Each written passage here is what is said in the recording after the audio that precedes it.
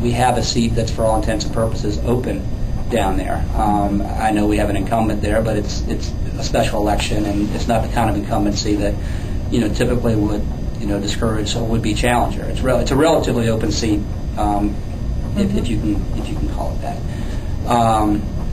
So I started thinking about this a couple of weeks ago really seriously, and I've never run a campaign before. I've never put together a database for myself. I've worked on one for the governor, but it's completely different being the out front guy. And so anyway, I just on my way out of town, my last day here, I wanted to let you guys know the reason why I was doing this and the things that I consider to be important and the reasons why I think maybe I can make a difference in it. So that's why I called, and that's why I wanted to come over. I don't know. I hadn't even thought in terms of losing. Okay. I mean, but that's a distinct possibility. I mean, I will say this. I mean, in terms of just logistics, I mean, my wife and my 3 daughters and I are moving back to.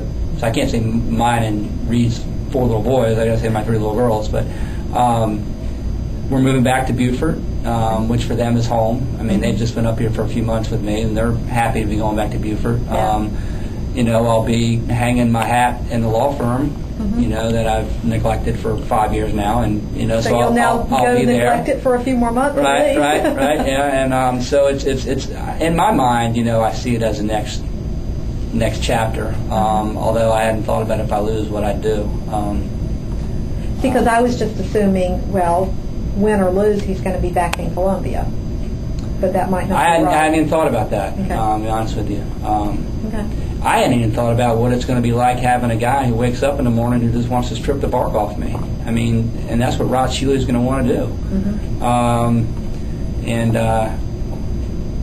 Whether it ranges from what my past political affiliations might have been when I was younger, I mean, to what I've done for Mark over the past 5 or 6 years, to whatever else they might come up with. I've never been through a campaign. I've been told just to expect whatever it is about you that you don't want people to know, expect it to be known.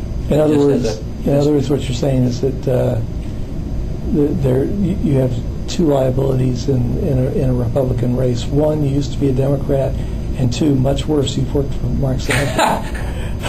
I wouldn't characterize it that way, but it's a fact that when I was right out of law school, as I think a lot of people when they come out of school are, they tend to be a little bit more idealistic and a little bit more, in my opinion, trusting of the good that can come from government. And it's been my impression that as time goes by, not always, but many times, people tend to move a little bit. What's the old saying? If you're not a liberal when you're 20, you have no heart. It's Churchill, isn't it? If you're not a conservative when you're 50, you have no brain. Is that Churchill? No mind or something. I think it's Churchill or something like that. It's been in so many different forms by so many different people. Right, but I didn't say it, so I wasn't going to try it out. I think Churchill was always a Tory, wasn't he? What's that? I don't know. I think Churchill was always a conservative. But working for Mark, I mean, in terms of politically, I believe in Mark. I believe in what Mark stands for, and I understand your perspective, and I understand your frustrations, and I think in large part of that stems from the hopes and beliefs you had in him in regard to restructuring and all the things that you said when you endorsed him in 2002. And so I understand your points of view.